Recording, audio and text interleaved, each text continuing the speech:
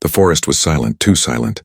Officer Mark tightened his grip on the leash as his K9 partner Rex suddenly froze. The German shepherd's ears shot up, nose twitching. Then came the bark, deep, sharp, relentless. Mark's pulse spiked. They were miles from town, responding to reports of strange noises near an abandoned cabin. But Rex wasn't barking at random, he was warning them. Something inside that building wasn't right. Every instinct in Mark's body screamed danger, but Rex refused to move back. The air felt heavy, charged. "Easy, boy," Mark whispered, raising his flashlight.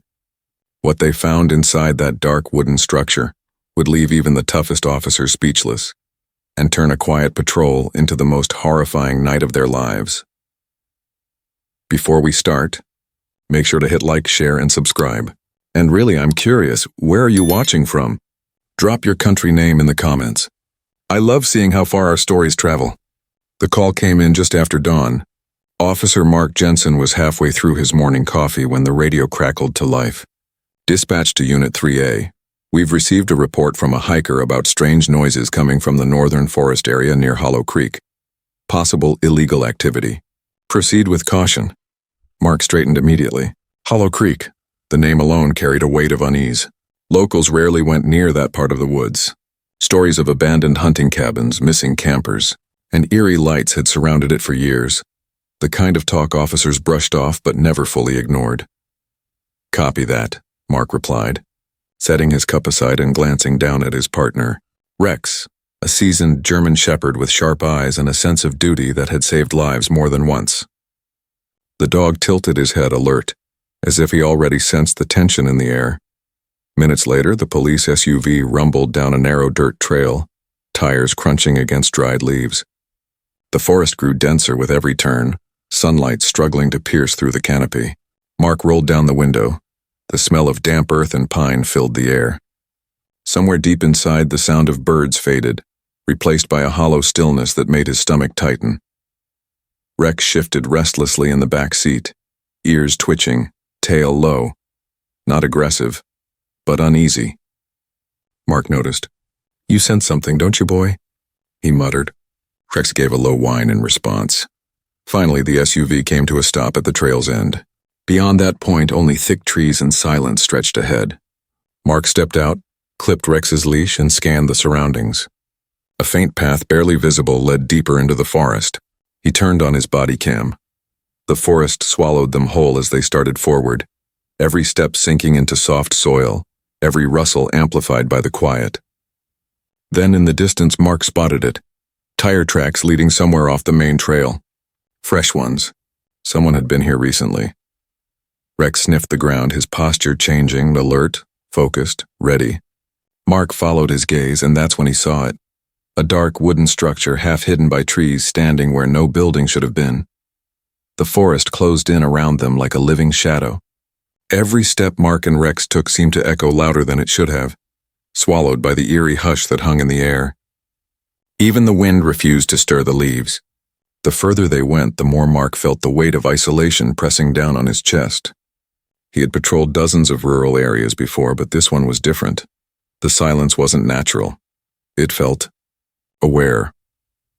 Rex's nails crunched softly over dead leaves as he sniffed the ground, tail straight, muscles tense. The German shepherd's usual confidence was replaced by a cautious alertness that made Mark uneasy. He glanced down at his K9 partner, whispering, "Easy, boy, we're just checking it out." But Rex didn't relax. His ears twitched left, then right, following sounds Mark couldn't hear. The narrow path they followed twisted between towering pines whose branches blocked most of the light. Mist clung to the forest floor, curling around Mark's boots like ghostly fingers. He could see faint tire tracks beneath the soil, confirming someone had indeed driven into this remote area recently. The pattern was strange, though. Deep treads that stopped abruptly as if the vehicle had vanished. A low growl rumbled in Rex's throat. Mark froze. "What is it?" he whispered, scanning the tree line. His flashlight cut through the haze, illuminating only more trees and scattered brush. Nothing moved. But Rex didn't budge. His nose pointed ahead toward a faint outline half hidden between the trees. Mark stepped forward, heart pounding. The shape slowly came into focus. A small structure, dark and angular, its wooden walls blending into the forest's gloom. It looked abandoned, yet somehow untouched by time. That must be the cabin the hiker mentioned, Mark murmured under his breath. But as he approached, the air changed. It grew heavier, thicker, almost suffocating. The birds remained silent. Not even an insect buzzed. Rex's hackles rose. His bark burst through the stillness, and sharp, forceful, urgent. Mark tightened his grip on the leash. "Rex, stay!" But the dog ignored him, straining forward, barking at the cabin with a desperation Mark had never seen before. The officer's stomach twisted. Something was off, deeply off. Somewhere inside that cabin, something, or someone, was listening. Rex's barks shattered the silence, echoing through the dense trees like thunder. Each bark was sharper, angrier, filled with urgency rather than aggression. Mark had worked with Rex for 5 years. He knew the difference between a dog spotting movement and one sounding a warning. This wasn't routine behavior. Something was seriously wrong. "Rex, heel," Mark commanded, tightening his grip on the leash. But Rex refused to move back. His muscles locked, ears pinned, eyes fixed on the cabin as though he could see through its walls. His throat vibrated with deep growls that came from a place of instinct, of primal awareness. Mark took a cautious step closer, scanning the area with his flashlight. The beam danced across the cabin's surface, dark planks, peeling paint, and a heavy door that looked reinforced from the inside. Deep claw marks etched the wood, long and uneven. They weren't old either. The splinters were fresh, raw, like something had tried to get in, or out. A chill ran down Mark's spine. "What happened here?" he muttered. He crouched beside the door, running his gloved fingers along the markings. They were far too large for any normal animal. Rex barked again, jerking violently toward the entrance. His nose flared, his entire body trembling with focus. Mark noticed his fur bristling. Even the tip of his tail stiffened in warning. "You're picking up a scent," Mark said under his breath. "But what kind?" The forest seemed to tighten around them. The faint breeze stopped. Every sound vanished, no birds, no rustling leaves, not even the hum of distant insects. It was as if the woods were holding their breath. Then faintly came a sound from inside the cabin, a soft dragging noise, something scraping across the floor. Mark's heart jumped. He turned off his flashlight for a moment, straining his ears. The noise stopped. Complete stillness again. He raised his radio. "Dispatch, this is Unit 3A. I've located the structure. Possible signs of forced entry and something unusual. Requesting backup for investigation." Static crackled, but no response came. He tried again, still nothing. Rex barked once more, then whined, pulling toward the door. His nails scratched the dirt, restless. He could smell fear, death, or danger. Mark couldn't tell which. The officer stepped back, scanning the tree line. His instincts screamed that they weren't alone. A flicker of movement caught his eye, a shadow slipping behind the cabin. Mark swung his gun up instantly, his pulse hammering. "Who's there?" he shouted. No reply. Rex growled low, teeth bared, every fiber of him ready to strike. Mark swallowed hard, taking one more step forward. The ground beneath his boots was soft, disturbed. He aimed his flashlight toward the cabin door and froze. The padlock that had been hanging loose seconds ago was now latched shut. Someone, or something, had locked it from the inside. Mark took a slow, steady breath as the strange wooden structure loomed clearer through the trees. The black cabin stood silently in the clearing, its dark planks damp with dew and streaked with age. It looked out of place, like a scar in the middle of living forest. The walls seemed freshly painted, or rather coated in something darker than paint. The faint smell of burnt wood lingered in the air. Rex's leash trembled in Mark's hand as the dog pulled forward, teeth bared and tail stiff. His barking echoed louder, bouncing off the trees and dying into the stillness. Mark had seen his canine partner confront armed suspects, corner criminals, even face gunfire, but never like this. This was pure instinctive terror mixed with warning. The officer scanned the perimeter, stepping carefully over roots and damp leaves. The cabin's small windows were sealed with wooden planks from the inside. One of them had a hole punched through, jagged at the edges. Mark lifted his flashlight, peering in. Nothing, just blackness. Even the beam refused to penetrate far. He circled to the back and froze. Behind the cabin, deep tire treads pressed into the soil, leading from the forest's edge right to the door. But they ended there, no exit marks, no reverse tracks. Whoever drove here hadn't left. The mud was fresh, meaning it was recent, hours, maybe less. Rex growled low, pacing in circles. His nose twitched wildly, following scents Mark couldn't identify. Every few seconds, the German Shepherd would stop, stare at the door, and snarl under his breath. Mark's flashlight caught something else. Marks on the ground near the threshold. Footprints, several of them, overlapping, irregular. Some human, others smaller, deeper, like paws or claws. He crouched down, running a finger over one. It was warm. That meant whatever made it was here not long ago. A faint flicker caught his eye through the cracks in the cabin wall. Light, just for an instant. Then darkness again. Mark stepped back, drawing his sidearm. His radio crackled faintly but broke into static before he could speak. Rex barked louder now, lunging toward the door, body coiled like a spring. "Stay back," Mark whispered, though he wasn't sure if he was speaking to Rex or himself. The air grew heavier, colder. Every instinct told him to retreat, but something about that cabin felt like it was daring them to come closer. And then, the sound came, a faint thump, slow, rhythmic, coming from inside. Someone, or something, was moving in the dark. Rex's barking grew louder, echoing through the clearing like a desperate alarm. His voice wasn't just aggressive, it was frantic, filled with urgency that sent chills crawling up Mark's spine. The German Shepherd lunged toward the cabin, claws scraping against the wooden steps, refusing to obey the command to stop. "Rex, heel!" Mark shouted again, but his partner ignored him. The leash strained taut in his hands, trembling under the dog's sheer strength. Mark had never seen him act like this. It wasn't a threat he was barking at, it was a warning, a plea. Something inside that cabin had him terrified. Mark's flashlight shook slightly as he approached the front door. The rhythmic thumping from inside continued, slow, deliberate, almost in sync with the dog's heartbeat. He called out, "This is Officer Mark Jensen, County Police. If anyone's in there, identify yourself." No response. Only silence, and then faintly a whisper. It was so soft Mark thought he imagined it at first. A faint exhale of sound from behind the wooden door. Rex heard it too. His body stiffened, ears pinned flat. He barked again, 3 sharp warning bursts that made Mark's pulse quicken. The door itself was strange. Thick planks reinforced with iron bolts. Someone had clearly built it to keep something inside. The more Mark looked, the more wrong it felt. The handle was rusted, but the hinges were new. The smell of oil and decay hung in the air, mixing with damp pine. Mark stepped back, pulling Rex away. "Easy, boy. We're not going in blind." He circled the perimeter again, trying to find a window or another entrance.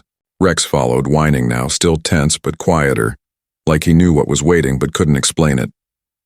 At the back of the cabin, Mark found a small ventilation shaft, half covered with wire mesh. Something had clawed at it from the inside. The metal was bent outward, the edges jagged. He aimed his flashlight through it and froze. 2 faint reflections stared back at him. Eyes. Wide, unblinking. Too low to belong to a standing person. They caught the beam for only a second before vanishing deeper into the darkness. Mark's mouth went dry. "What the hell?" he whispered. Rex erupted again, barking furiously, lunging at the vent, teeth bared. Mark pulled him back, heart racing. He could hear something shifting inside now, a dragging sound, the scrape of wood, then a faint knock. From the inside of the wall, he backed up, gun drawn, trying to radio dispatch again. "This is Unit 3A requesting immediate backup at coordinates." Static swallowed his words. The line was dead. Rex growled low and continuous, his gaze fixed on the door. The forest around them felt alive with tension, every shadow twitching, every breath heavier. And then, without warning, the cabin door creaked, just slightly, an inch or two, as if something inside had been waiting for them all along. Rex's bark turned into a snarl. Mark raised his weapon, and the forest fell completely silent again.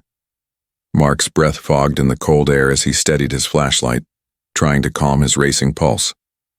The door that had moved moments ago was now still, the faint echo of that slow creak lingering in his mind. Rex circled the cabin, tail stiff, nose pressed to the ground. Every few steps he'd stop, sniff deeply, then let out a low growl before moving again. "Let's check the perimeter," Mark murmured. He drew his weapon, stepping carefully through the underbrush. The crunch of his boots against the wet leaves sounded too loud, too out of place. The deeper he circled around the cabin, the more he felt that something, or someone, was watching from the trees. He crouched near the side wall. There were drag marks in the soil, long grooves that led from the back door toward the forest. They looked fresh, the dirt still soft and overturned. Something heavy had been moved recently. Beside the grooves, faint footprints dotted the mud. They weren't uniform. Some small, some large, some that didn't even look human. Rex began to whine. He was staring toward a half-broken shed near the cabin's side. Its wooden planks caved in as though struck by force. Mark approached slowly, gun raised, and peered inside. The beam of his flashlight caught metallic glints, tools scattered across the ground, a chain half buried in the dirt, and what looked like a torn jacket sleeve soaked in something dark. Blood. He swallowed hard, his voice steady but low. "Dispatch, this is Officer Jensen." Still no signal. "I'm investigating possible foul play." He waited for static, but there was nothing. The forest swallowed his words whole. Suddenly, Rex stiffened. His head snapped toward the cabin. A sound, faint but clear, drifted from within. A rhythmic tapping like footsteps on old wood. Then a dragging noise again. Mark turned toward the door. His instincts screamed to call for backup, but his duty pushed him forward. "Stay close," he whispered, his hand brushing Rex's head for reassurance. The dog's fur was standing straight, muscles vibrating with restrained tension. They stepped onto the porch. The wood creaked under their weight. The smell of rot and oil grew stronger. Mark placed his hand on the cold metal latch. Rex gave a single sharp bark, not from fear but command. A warning. Mark froze, heartbeat thundering in his ears. Through the cracks of the door he saw it. A flicker of movement. Fast and unnatural. Whatever was inside that cabin wasn't human. Mark's fingers hovered over the latch, the cold metal biting into his gloves. For a moment the world seemed to stop. No wind, no birds, no forest whispers. Just his heartbeat and the sound of Rex's heavy breathing. Then, with a deep exhale, Mark turned the handle. The door creaked open on its own, slow and deliberate, as if pushed by invisible hands. The sound of rusted hinges tore through the silence, long and shrill, echoing across the trees. Rex's growl deepened, his body crouched low, every muscle primed to strike. Mark raised his flashlight, its narrow beam cutting into the darkness. Dust swirled in the air like fog, illuminated by faint light from the cracks in the wall. The interior was colder than outside, unnaturally cold. He took one cautious step forward, the wooden floor groaning beneath his boots. "Rex, stay close," he murmured. The dog padded beside him, nose twitching furiously, tail rigid. His eyes darted toward the far corner of the cabin, locked onto something Mark couldn't see yet. The smell hit him next, metallic, foul, mixed with the stench of decay. Mark covered his nose instinctively. "Jesus," he whispered. The flashlight's beam trembled as it scanned across overturned furniture, scattered papers, and dark stains on the floor. It looked like someone had left in a hurry, or been dragged away. A broken lantern lay smashed near the hearth, glass glinting under the light. The walls were covered in scratches gouged deep into the wood. Mark leaned closer. They weren't from tools, they were claw marks. "Who the hell lived here?" he muttered under his breath. Rex's ears flicked toward a sound, a soft shuffle from the back of the cabin. He barked once, short and sharp. Mark spun toward the noise, flashlight snapping to the far hallway. A door stood there, half open, leading into pitch blackness. The smell was stronger now, seeping through like rot. He edged forward, weapon raised. "This is the police. If anyone's here, step out slowly." Silence, then thud. A muffled impact from beyond the hallway. Something heavy had fallen. Rex lunged, snarling. Mark grabbed his leash, but the dog yanked free, sprinting into the dark corridor. "Rex, stop!" Mark shouted, chasing after him. His boots pounded against the floorboards. The beam of his flashlight bounced wildly as he followed the barking deeper into the cabin. The walls grew narrower, the air heavier.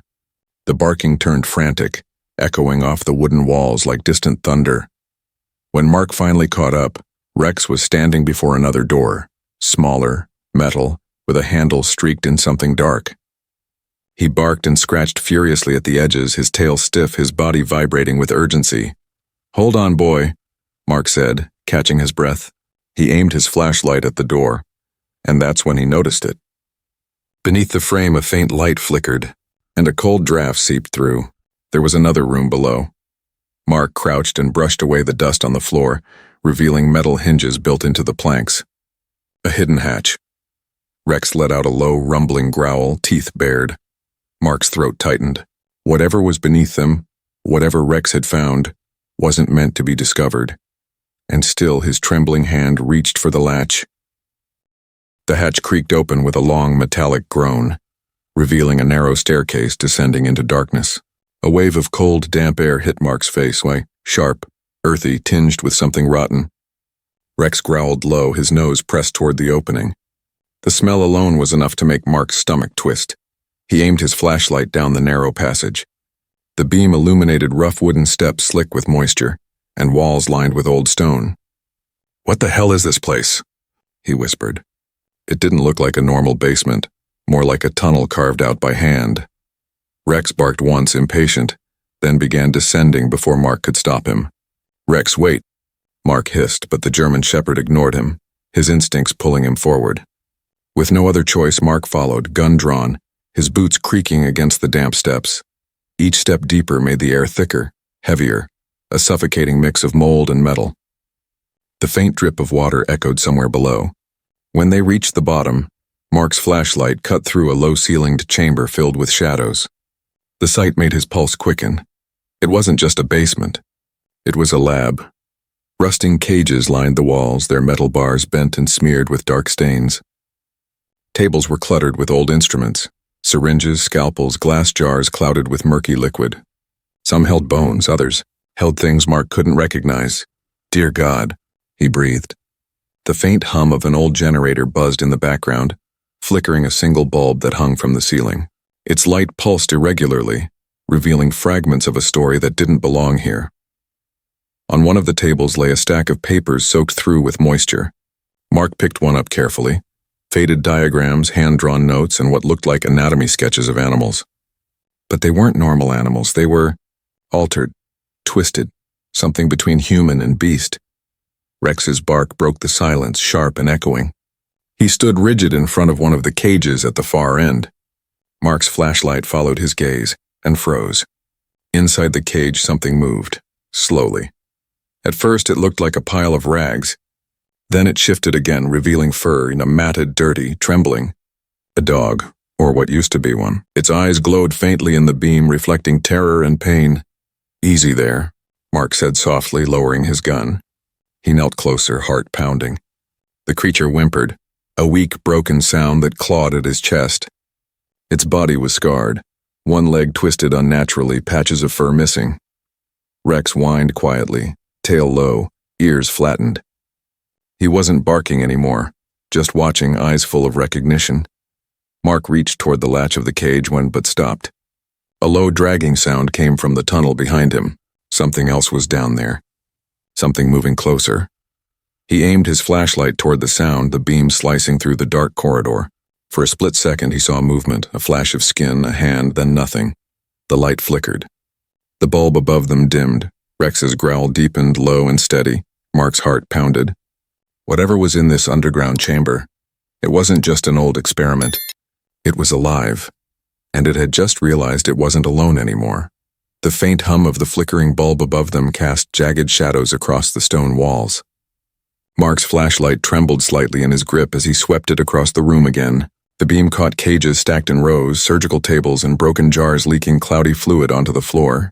The air was thick, wet, and carried the scent of blood long dried. Rex stood frozen, ears back, body stiff. His nose twitched rapidly, tracking something unseen. He let out a deep growl, one that rumbled through the silent chamber. Mark turned toward the sound of movement coming from the far end of the tunnel. It was faint, a dragging sound mixed with irregular breathing. The hairs on his neck stood up. He aimed the flashlight, voice steady but low. "This is Officer Mark Jensen. Step out with your hands where I can see them." Silence. Then came a soft scraping noise, like nails dragging across stone. Mark's flashlight beam trembled as he followed the sound toward the end of the corridor. The tunnel curved slightly, leading into another chamber. He took a slow step forward. The ground beneath his boots squelched. The floor was wet. The smell of iron grew stronger. Rex barked once, loud and sharp, then bolted ahead, his growl echoing down the corridor. "Rex, wait!" Mark shouted, sprinting after him. The flashlight beam bounced wildly, illuminating glimpses of rusted pipes, old crates, and more cages, some empty, some with torn rags hanging inside. When he caught up, Rex had stopped in front of a large metal door at the tunnel's end. It was half open, its hinges groaning with every faint draft. Deep claw marks were gouged into the steel, bending it outward. Something powerful had tried to escape. Mark pressed his back to the wall, heart pounding in his chest. He listened. Inside there was breathing, slow, wet, uneven. Then a sound that didn't belong to any human or animal he'd ever heard. A rasping moan followed by a low rumble. He turned the flashlight toward the gap in the door and froze. A glimpse of something pale moved just beyond the light's edge. A hand, no, a paw. Long fingers with claws too long, too thin. Mark took a step back, gripping his gun tighter. Rex was trembling but refused to back down, his teeth bared, his gaze locked on the door. Then from inside came a voice, broken, distorted, barely human. "Help." Mark's breath caught in his throat. He didn't know what terrified him more, that someone might still be alive down here, or that something pretending to be human was calling out to him. For a moment, Mark didn't move. The voice from beyond the door, raspy, broken, and trembling, hung in the air like a ghost. "Help me," it said again, softer this time, barely audible. The sound sent a chill crawling down his spine. It didn't sound right. There was pain in it, yes, but also something else. Something wrong. Rex whined low, pacing at Mark's side. His tail was down, but his stance was solid, ready to protect even from whatever was in that room. Mark took a slow step forward, keeping his flashlight trained on the gap. "Who's there?" He called out. "I'm with the police. Are you injured?" No response. Just the sound of slow, wet breathing. Then another voice, weaker, almost childlike. "Please, help us." "Us?" Mark froze. The word hit him hard. There was more than one. He exhaled shakily and pushed the door open with his boot. It groaned against the floor as his flashlight pierced the blackness inside. The beam revealed what looked like another chamber. Larger, colder. The walls were lined with cages, but these were smaller. Inside them, movement. Small trembling shapes. Mark stepped closer, heart hammering. "Oh my God," he whispered. Inside the cages were dogs, at least a dozen. All of them filthy, skeletal, and scarred. Some whined weakly, others stared blankly through the bars. Many had surgical stitches running down their sides. Rex whimpered softly. He pressed closer to one of the cages, nose against the bars. The dog inside let out a faint bark, tail twitching feebly. It was as if they recognized something familiar in Rex, something safe. Mark's chest tightened. He reached through the bars, his hand trembling, and gently touched the muzzle of one trembling dog. It flinched, then leaned weakly into his palm. "You poor thing," he murmured, voice breaking. But then his flashlight swept further across the room and stopped. At the center of the chamber stood a large operating table, surrounded by toppled medical trays and rusted equipment. Chains hung from the ceiling, some still holding broken restraints. On the table lay something covered in a tarp. The shape was large. Too large, Mark hesitated, every instinct screaming, "Don't lift it." But he had to know. He reached forward, grabbed the edge of the tarp, and pulled. The sight beneath made his breath catch. It was a body, or what used to be one. The remains of an animal stitched crudely with something else. Human bones fused into its limbs, metal plates screwed into its spine. The face was unrecognizable, a grotesque mix of snout and skull. He stumbled back, bile rising in his throat. "What the hell happened here?" Rex barked suddenly, snapping Mark out of his trance. The German Shepherd was facing the far corner of the room, teeth bared, fur bristling. Mark swung the flashlight that way and froze again. Someone was there. A figure crouched in the shadows, half hidden behind an overturned cart. It trembled violently, hands clutching its head. "Don't hurt me," it whispered. The voice was the same one he'd heard earlier. Mark lowered his weapon slightly. "It's okay," he said softly. "I'm not here to hurt you. I just want to help." The figure slowly lifted its head into the beam of light. Mark's heart stopped. The person, or what was left of one, had the pale, gaunt face of a man. But his eyes reflected light like an animal's. A long scar ran down his neck, stitched crudely like he'd been pieced together. Rex growled. The man flinched, covering his ears, muttering something incoherent. Then he said it again, louder this time. "They made us, all of us, down here. Mark's grip on the flashlight tightened. The truth was no longer just terrifying. It was monstrous, and whatever had made them might still be here. Mark stumbled back from the broken man crouched in the shadows, his mind racing to process what he'd just heard. They made us, all of us. The words echoed in his head, thick with pain and madness. Rex stood guard beside him, growling softly, watching the trembling figure as if deciding whether he was threat or victim. Mark raised his radio again, voice shaking slightly. "Dispatch, this is Officer Jensen. I've located a site of illegal experimentation. Multiple victims. Requesting urgent backup." This time the static cleared. A voice crackled through, faint but audible. "Copy that, Jensen. Units are en route. What's your status?" He exhaled hard, relief flooding his chest. "Not safe. Possible hostiles. Sending coordinates now." He barely finished before a low metallic groan echoed through the chamber. Both he and Rex froze. The sound wasn't coming from the injured man. It came from deeper within the tunnels.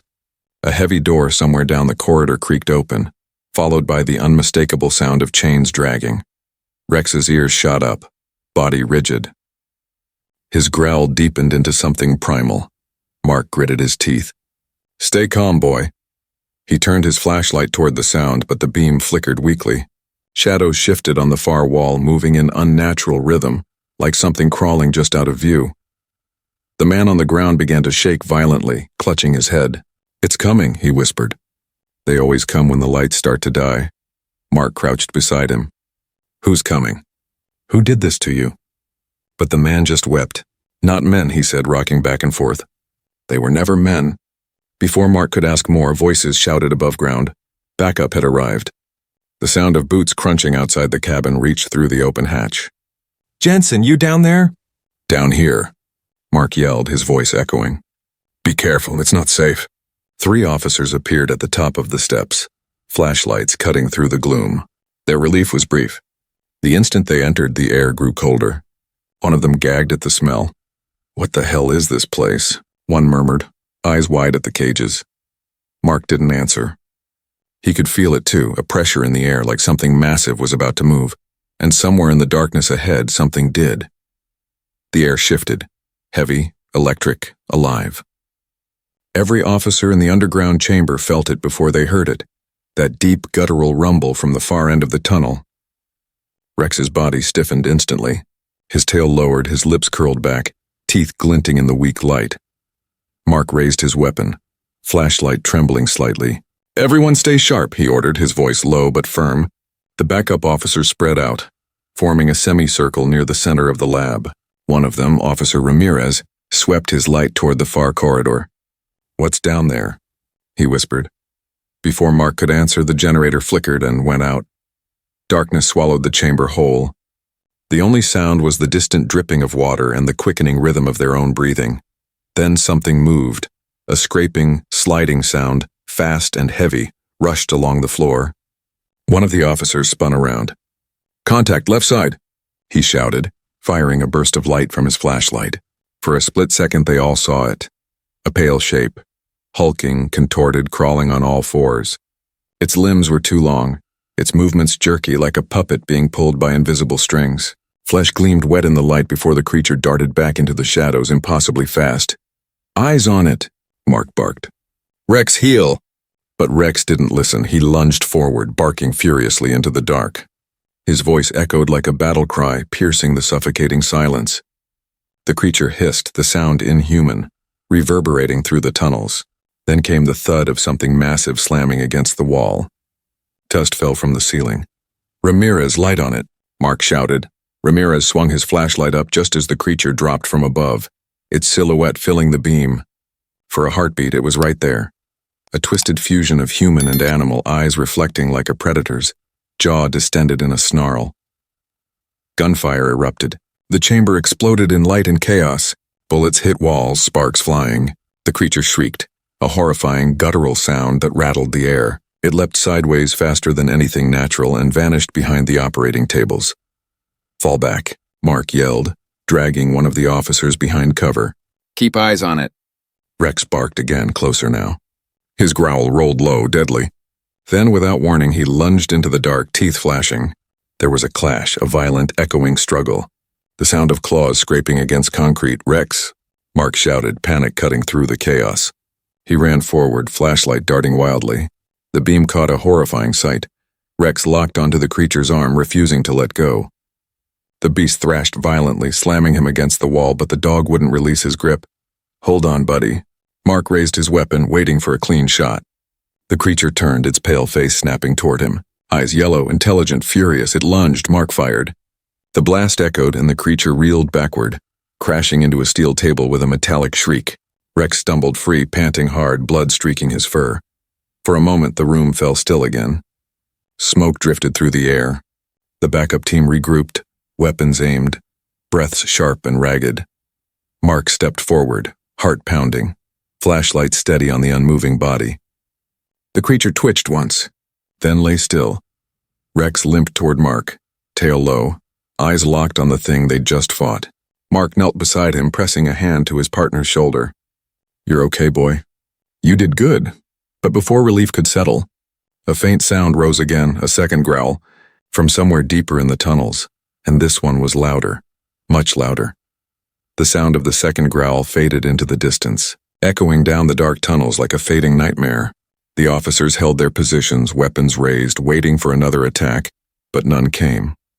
The silence that followed was thick, almost suffocating. Only the dripping of water and the faint hum of a damaged generator filled the air. Mark's flashlight beam swept across the fallen creature's body. Its chest barely moved, blood pooling beneath it. Up close, the truth was far worse than what he'd imagined. The creature's skin bore scars of surgical stitching, crude, uneven. Plates of metal were grafted into its limbs. Tubes had once been inserted into its veins. Someone had built this thing piece by piece, as if trying to make a living weapon. He turned to the wounded man in the corner, the one who had begged for help. The man was trembling violently, whispering through clenched teeth. "They did it here. They took strays, people. Anyone they could. Said it was for research." Mark crouched beside him. "Who did this?" "Dr. Keller," the man gasped. "He worked with a private lab. Government shut them down years ago, but he kept going, out here. Said he could make something better, smarter, stronger." His breathing hitched. "We tried to stop him. He made us part of it instead." Mark felt a chill crawl through him. The name rang faintly familiar. Keller had been a biologist under investigation years ago for unethical animal testing. But no one had ever found where he'd gone. Until now. Rex pressed closer to one of the tables, sniffing the air. Mark followed his gaze and found a folder buried under broken glass. He brushed it off and opened it carefully. The papers inside were full of diagrams, spliced DNA chains, hybrid organ maps, and journal notes. He read one line out loud. Subject 9 shows promising obedience patterns. Integration with canine instincts successful. His stomach turned. "Integration?" he muttered. He wasn't just experimenting on dogs. He was merging them. One of the officers looked over, face pale. "You mean these things were part human?" Mark nodded grimly, flipping another page. There were photographs, before and after shots, people, dogs, both missing. Both changed. The evidence was undeniable. The realization hit him hard. These weren't monsters by choice, they were victims. Rex whined softly, his eyes fixed on the trembling survivors in the cages as if he understood. Mark exhaled, jaw tight. "Get the survivors topside," he ordered quietly. "We're shutting this place down." As they prepared to leave, he took one last look around the chamber. The cages, the chains, the shattered science that had created so much suffering. In that moment, he knew the cabin wasn't just a crime scene. It was a graveyard. And though the monsters were gone, the evil that made them still lingered in every shadowed corner of that cursed lab. The forest looked different in daylight. Sunlight filtered through the trees, chasing away the shadows that had haunted the night before. The cabin, now surrounded by police vehicles, was no longer silent. It buzzed with investigators, medics, and flashing lights. What had once been a place of terror was now a scene of rescue and relief. Mark stood beside the ambulance, his uniform torn and streaked with dirt. His eyes followed the paramedics as they carried out the survivors, fragile, trembling, barely able to speak. Some clutched thin blankets around themselves. Others reached out to touch the light as though they hadn't seen it in years. Mark's chest tightened. They were alive. Against all odds, they had made it. Rex sat beside him, bandaged around one shoulder, his fur still matted with dried blood. Yet his eyes were bright, alert, and proud. The German Shepherd had refused medical rest until every survivor had been found and escorted out. Even now, as exhausted as he was, he stayed upright, watching every movement with that same fierce loyalty. One of the officers approached. "You two just saved a lot of lives tonight," he said quietly. "If you hadn't gone in first?" He trailed off, shaking his head. "No one would have made it out." Mark gave a small, tired smile. "It wasn't me," he said, glancing down at Rex. He knew something was wrong before any of us did. Rex looked up at him, tail giving a faint wag. Mark knelt, placing a hand gently on his partner's neck. "You did good, buddy," he whispered, voice thick with emotion. "Better than any of us." Later that evening, as the cleanup crews packed up and the forest began to fall silent again, a soft breeze stirred the air. Mark looked back one last time at the black cabin now sealed behind police tape.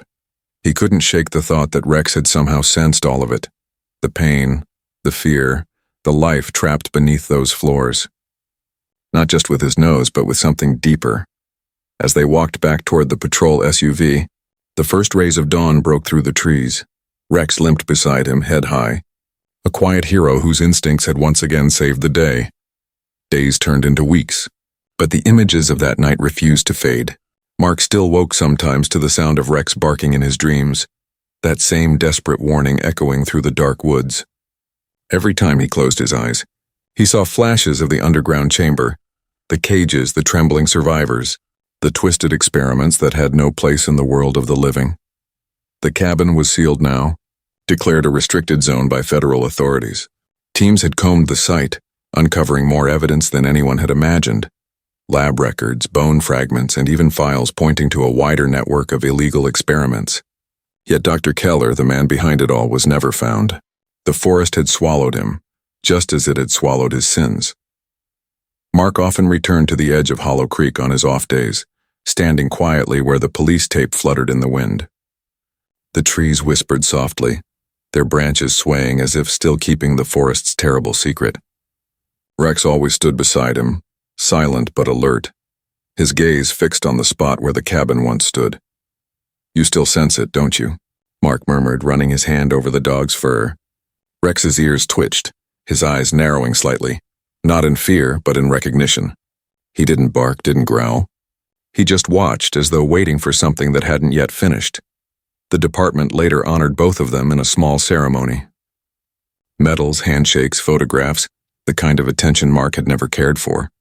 When the chief pinned the medal to Rex's vest, the crowd applauded, and for a moment, the world felt right again. But deep inside, Mark knew the story wasn't over. Some nightmares don't end when the light returns. That night back home, Mark sat on the porch with Rex lying at his feet. The moon hung low, silver light washing over the quiet yard. He took a slow breath, finally letting the weight of everything sink in. "You knew," he whispered. "You always know." Rex lifted his head, his amber eyes meeting Mark's. There was something in that gaze. Wisdom, sorrow, understanding. He let out a soft huff, then laid his head back down, resting it gently on Mark's boot. For the first time since that night, Mark smiled. The forest was miles away now, but in the quiet hum of the wind, he thought he heard it again. The faint sound of barking, distant and haunting, carried through the trees. He looked toward the horizon where the darkness met the dawn. "We did good, buddy," he said softly. "But some things—" He glanced once more into the night, voice fading to a whisper. "Some things are never meant to be found." Rex's tail thumped once against the porch. The silence that followed wasn't empty, it was sacred. And beneath the endless stars, man and dog sat together, two souls bound by loyalty, haunted by what they had seen, but forever changed by what they had saved.